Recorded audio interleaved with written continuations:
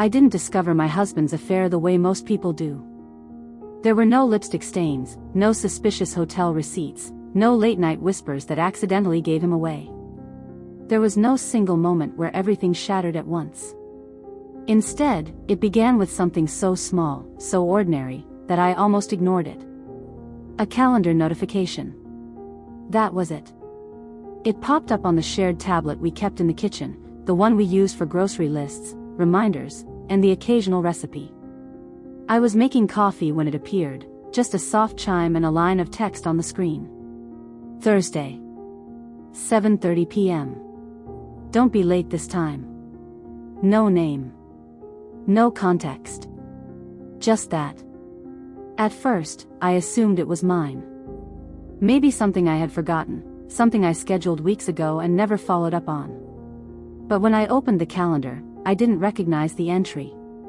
It wasn't written the way I wrote things. Too direct. Too deliberate. I scrolled through the rest of the week. Everything else looked normal. My appointments, my reminders, our shared notes about bills and errands. Except for Thursdays. Every Thursday evening, for the past 3 months, there was a similar entry. Same time. Same tone. No explanation. I stood there longer than I should have, staring at the screen while the coffee machine beeped behind me. It wasn't proof of anything. It wasn't even suspicious enough to justify a confrontation. But it stayed with me. The kind of detail that settles quietly in your mind and refuses to leave. That evening, when Daniel came home, I almost asked him about it. Almost. He looked tired, like he always did after work. He dropped his keys in the same place, loosened his tie, kissed me on the cheek. Routine. Predictable. Safe. How was your day? He asked. Fine, I said. I watched him as he moved around the kitchen, opening the fridge, pouring himself water, scrolling through his phone like nothing in the world had changed. And maybe nothing had. Maybe I was reading too much into something meaningless. So I didn't say anything. Not that day. Not the next. But once you notice something, you start noticing everything. That's how it works. The mind doesn't let go. It builds patterns. And suddenly, things that used to feel normal begin to feel slightly off. Daniel started leaving earlier on Thursdays. Not dramatically earlier. Just enough. 10 minutes. 15. He said it was traffic. Meetings. Deadlines. Always something reasonable. Always something that made sense on the surface. But now I had a reference point. 7:30 p.m. Every Thursday. Don't be late this time. And once that thought took hold, I couldn't ignore it anymore. The first time I followed him, I told myself it wasn't what it looked like. I wasn't that person. I wasn't paranoid. I wasn't insecure. I just needed clarity. That's what I told myself as I sat in my car, a few vehicles behind his, watching him drive in a direction that definitely wasn't his office. The city felt different that evening. Or maybe I did. Everything looked sharper. More intentional. Like the world was holding its breath. He didn't notice me. Of course he didn't. Why would he? I had never given him a reason to think I would follow him. That I would question him. That I would doubt him. And that realization, more than anything else, hurt. He drove for about 20 minutes before turning into a quiet street I had never been to before. Not dangerous. Not hidden. Just unremarkable. The kind of place no one pays attention to. He parked near a small building. Not an office. Not exactly. Something in between. I stayed back. Watched. Waited. And then he stepped out of the car. Looked around. Briefly. Like someone making sure they weren't being watched. And for the first time, my stomach dropped. Because that wasn't the behavior of a man going to a meeting. That was the behavior of someone hiding something. She arrived 2 minutes later. I saw her before he did. Tall. Dark hair. Confident. She walked toward him without hesitation. Without doubt. Like she knew exactly where he would be. And when he saw her, he smiled. Not the polite smile he gave colleagues. Not the tired smile he gave strangers. A different one. Warmer. Familiar. My chest tightened. But I still told myself. Maybe it's nothing. Maybe I'm wrong. Maybe. Then he stepped closer. Too close. And she didn't move away. Their bodies aligned naturally, like they had done it before. Many times. And suddenly, there was no maybe left. But what happened next wasn't what I expected. He didn't kiss her. Didn't touch her in a way that confirmed anything obvious. Instead, he reached into his bag and pulled out a folder. Thick. Important looking. He handed it to her. She opened it immediately. Started flipping through the pages. Focused. Serious. Not romantic. Not emotional. Professional. And that's when something inside me shifted. Because this didn't look like an affair. Not entirely. This looked like something else. Something calculated. Something planned. They spoke for a few minutes. Too far for me to hear. But I could read the body language. She nodded. He explained. She asked questions. Then, she smiled. Not softly. Not kindly. Sharply. Like someone who just confirmed a deal. And that's when I realized something that made my blood run cold. This wasn't just about another woman. This wasn't just about betrayal. This was about something bigger. And somehow, I was involved. I drove home in silence. My hands steady. My mind anything but. Because the worst part wasn't what I saw. It was what I didn't understand. And that uncertainty was far more dangerous than the truth. That night, I didn't confront him. Not because I was afraid of the answer. But because I didn't even know the right question yet. When Daniel came home, everything about him looked the same. The way he placed his keys on the counter, the way he loosened his tie, the way he asked, "How was your evening?" as if nothing in the world had shifted.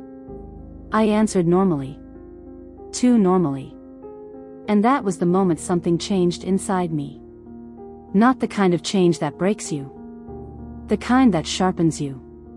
Because now I wasn't reacting. I was observing. Over the next few days, I paid attention to everything. Not obsessively. Precisely.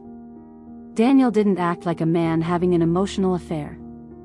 There were no hidden smiles at his phone, no late-night texts that made him turn away, no distraction during conversations. If anything, he became more attentive. More present. More careful. And that made it worse. Because it felt intentional. Like he was compensating. Balancing something. On Sunday morning, he brought me coffee in bed. Something he hadn't done in months. "Thought you could use this," he said with a soft smile. I took the cup. Watched him. "You've been different lately," I said. Not accusatory.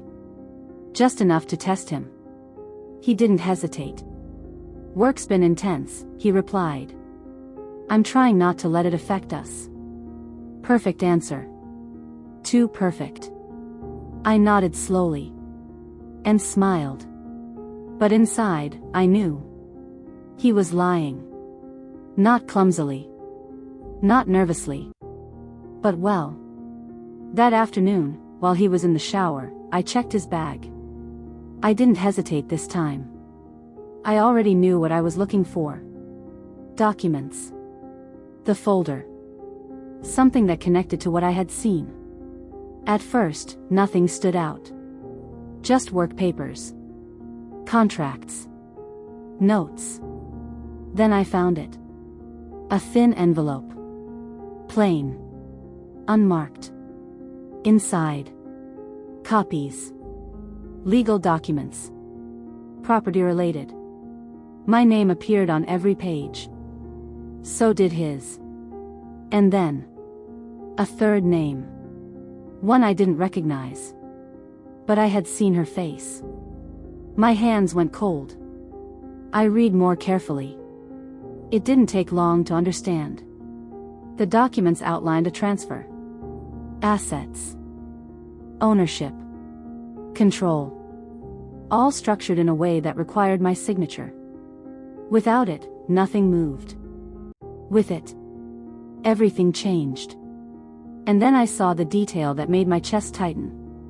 The clause. Small. Buried in the text. But clear. Once signed, I would no longer have legal claim over the property. Or the business attached to it. Everything would shift. To him. And partially. To her. I sat there for a long time. The paper still in my hands. The sound of the shower running in the background. Trying to understand one thing. How long had he been planning this? Because this wasn't something put together in a week. This was structured. Prepared. Careful. When he came out of the bathroom, I had already put everything back. Exactly as it was. Same position. Same angle. Same illusion. Everything okay? He asked, drying his hair. Yes, I said. And for the first time. I meant it. Because now I knew. That night, I didn't cry. Didn't panic. Didn't spiral. I made a plan. Because if Daniel thought I was the person who would blindly sign whatever he put in front of me, then he didn't know me at all. Thursday came faster than expected.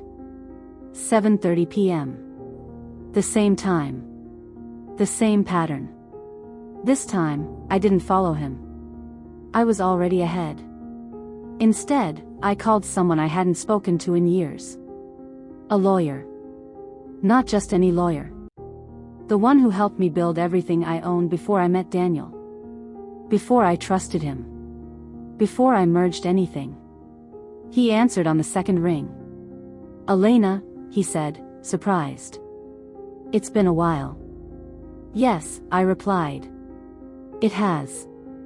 A pause. Then I said. I need you to look at something. Quietly. His tone changed immediately. Send it. By midnight, he called me back. And the first thing he said was. You were right to be concerned. I closed my eyes. Tell me. There was a pause. Then. This isn't just about transferring assets.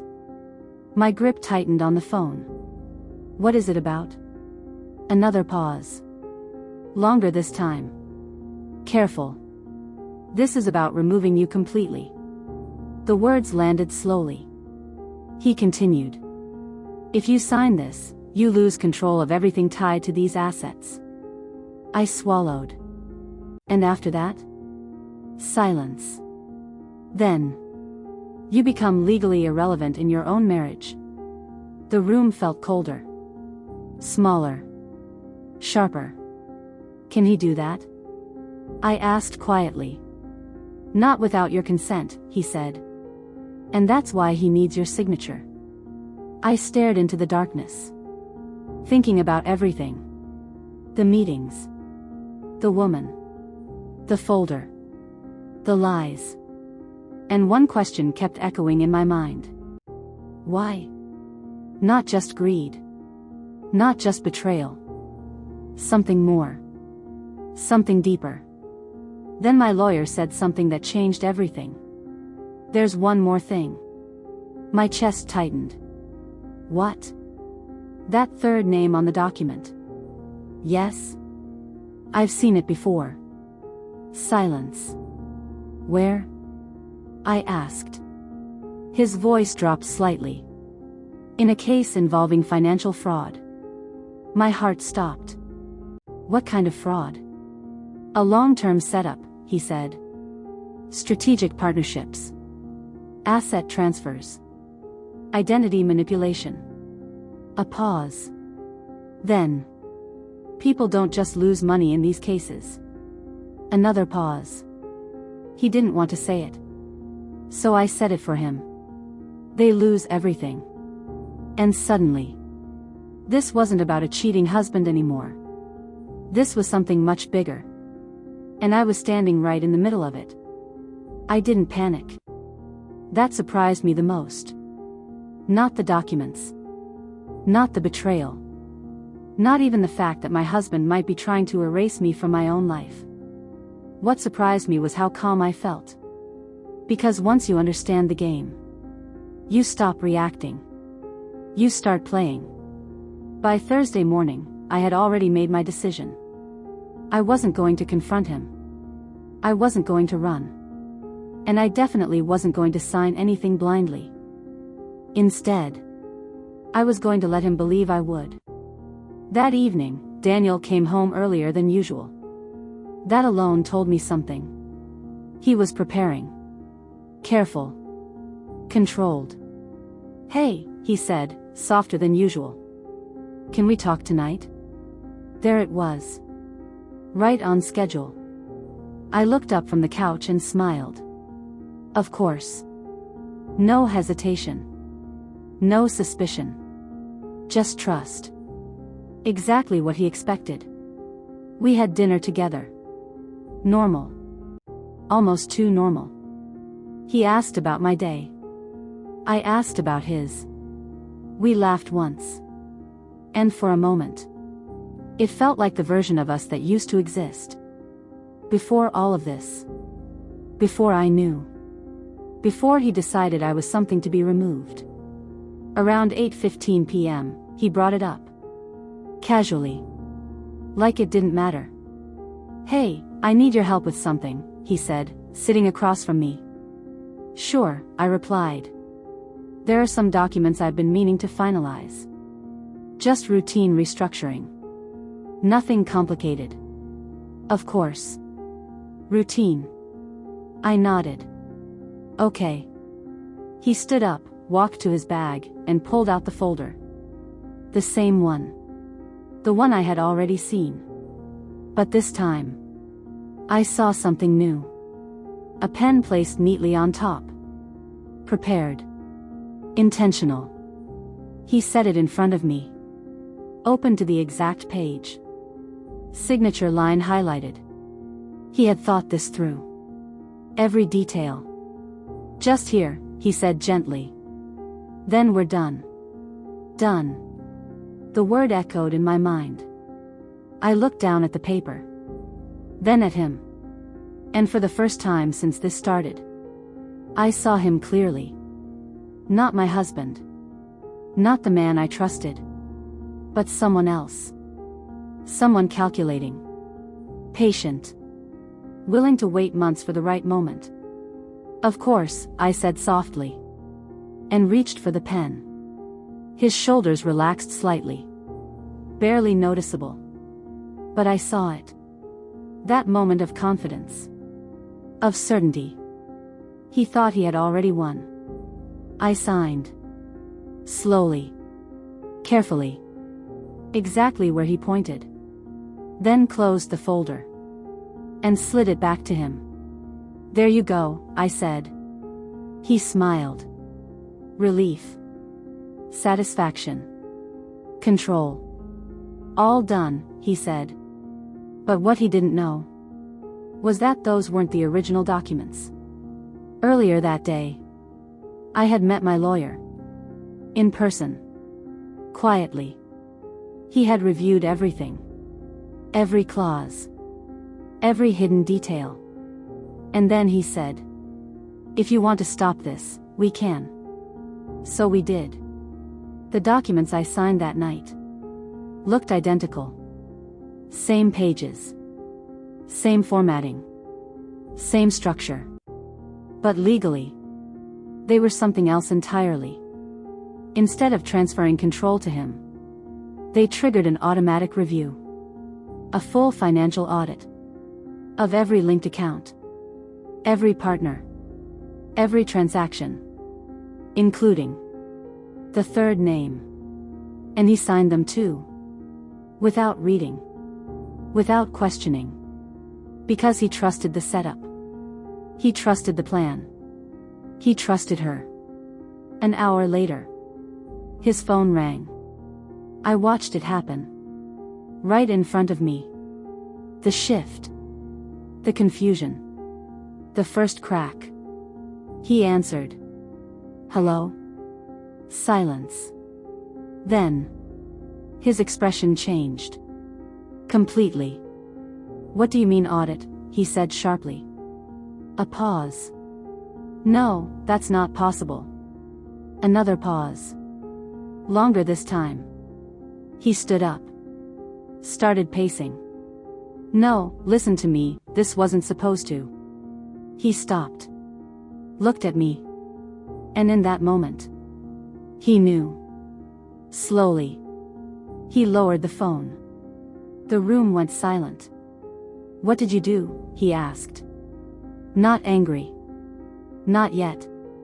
Just stunned. I stood up. Calm. Controlled. Exactly like him. I read before I signed, I said. Silence. Heavy. You had no right, he said quietly.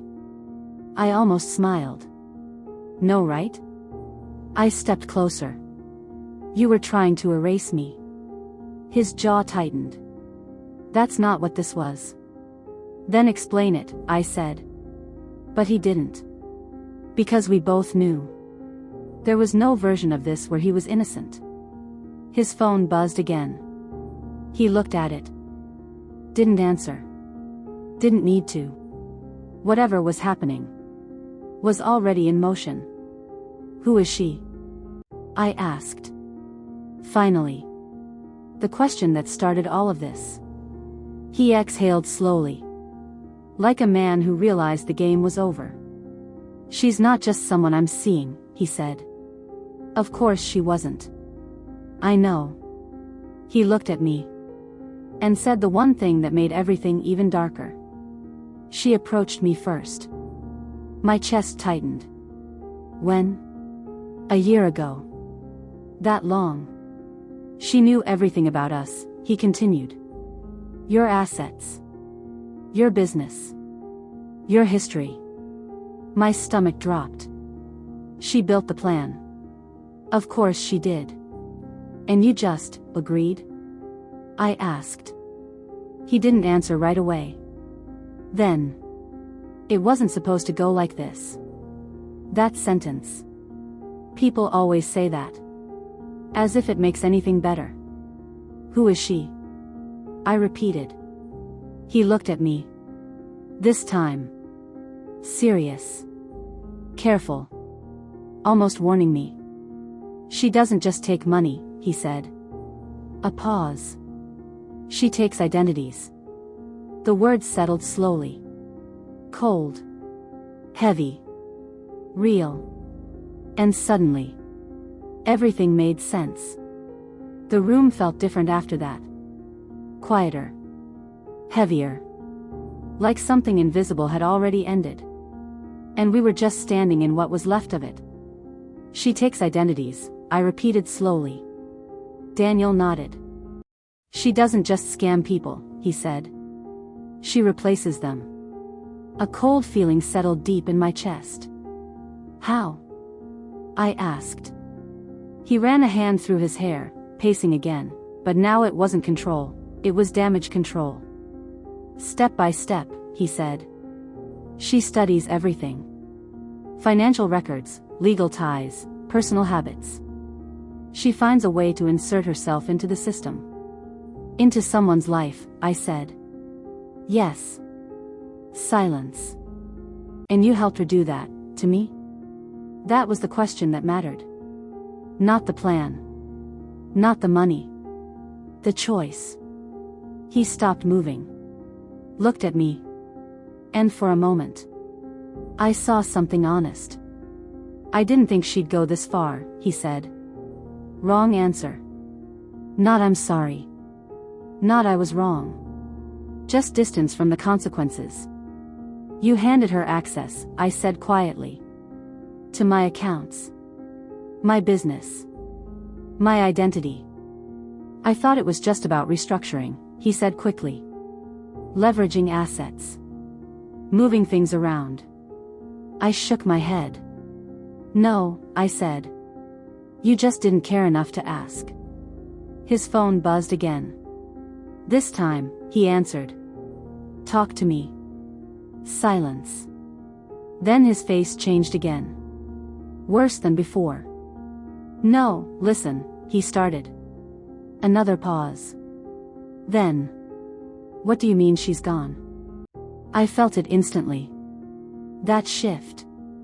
That final piece falling into place. He lowered the phone slowly. She disappeared, he said. Of course she did.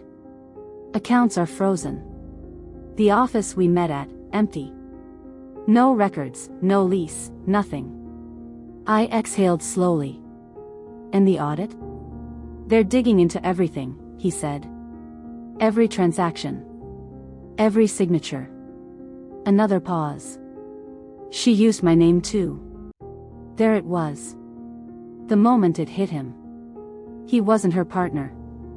He was her bridge. I stepped back slightly. Not afraid. Just, done. So she played both of us, I said. Yes, he replied quietly. But you helped her, I added. He didn't argue. Because he couldn't. Silence filled the room again. But this time, it wasn't tension. It was clarity. What happens now? He asked. I looked at him. Really looked. The man I built a life with. The man who decided I was expendable. The man who thought he could rewrite my future without me knowing. And I realized something simple. He was no longer my problem. The audit will continue, I said calmly. They'll follow the money. The signatures. The connections. His jaw tightened. You think they'll believe I didn't know? I held his gaze. I don't know, I said. And honestly. I paused. I don't care. That was the moment everything truly ended. Not when I found the messages. Not when I saw him with her. Not even when I signed the documents. This. Right here. When I felt nothing holding me there anymore. I'm leaving, I said. He didn't stop me. Didn't argue. Didn't apologize. Because somewhere deep down, he knew. There was nothing left to fix. I packed lightly. Just like I did years ago when I started over the first time. But this time, it felt different. Not like loss. Like release. A week later, I got the call. From my lawyer. They found her, he said. I froze. Where? Not where, he replied. Who? Silence. Then. She's done this before. Multiple identities. Multiple cases. My chest tightened. And? They finally matched her to a real name. A pause. Then he said something I didn't expect. At least, they think it's real. I sat down slowly. And Daniel? Another pause.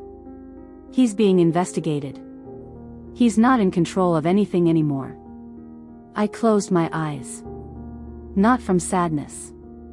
From finality. And me? I asked. You're clear, he said. Because you didn't sign those documents. I almost smiled. That night, I sat alone in my new apartment. Quiet. Simple. Safe. The city lights flickering through the window. And for the first time in months, my life felt like mine again. Then my phone buzzed. Unknown number. I stared at it for a long moment. Then opened the message. You were smarter than I expected. My breath caught. Another message appeared. Most people don't look that closely. My fingers tightened around the phone. One more message. Take care of your name. Silence. No follow-up. No explanation. Just that. I stared at the screen. Heart steady. Mind clear. Because now I understood something most people never do. Sometimes the real danger isn't the person who betrays you. It's the one who studies you, learns you, and waits for the moment to become you. I blocked the number, put the phone down, and didn't look back. Trust is dangerous when it's blind. But betrayal is even more dangerous when it's calculated. And sometimes, the worst thing someone can steal from you isn't your money. It's your identity.